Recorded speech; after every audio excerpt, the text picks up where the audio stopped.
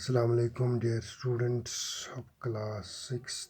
Dear students, in the previous video we discussed the activity 4, during which we have kept a potted plant. The leaves of potted plant were tied into the polythene and has kept in the open light.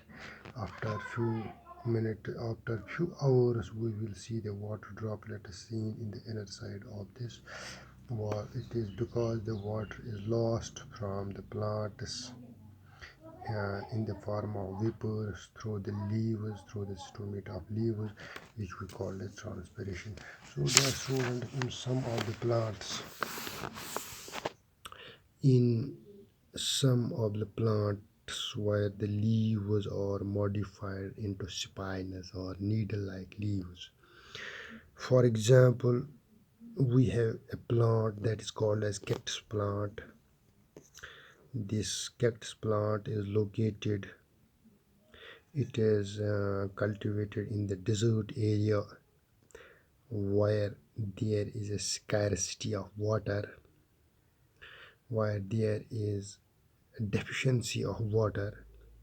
So the nature has adopted this plant, has modified the leaves of this plant into spinous, or we can say the leaves of a cactus plant are reduced to spinous. Do you know why the leaves of cactus plant are reduced to spinous? When we see a cactus plant, the leaf-like structure we see is not basically the leaf, that is the stem of the cactus plant. And the stem of the cactus plant contains small thorn-like structures, which are the leaves, needle-like leaves. So it is uh, it is advised not to touch the cactus plant. You see here caution mark, not to touch a cactus plant, because cactus plant contains spinous needles that may lead to the injury of our hand if we touch it. So, dear students, as you know, there is a deficiency of water in the desert area. So, in order to reduce the rate of transpiration, less transpiration occurs through these spine-like or needle-like leaves. So, in order to reduce the rate of transpiration, in order to prevent the water loss from the plant, these leaves are reduced to spinous. And such plant which grow in the desert area called as xerophytic plants.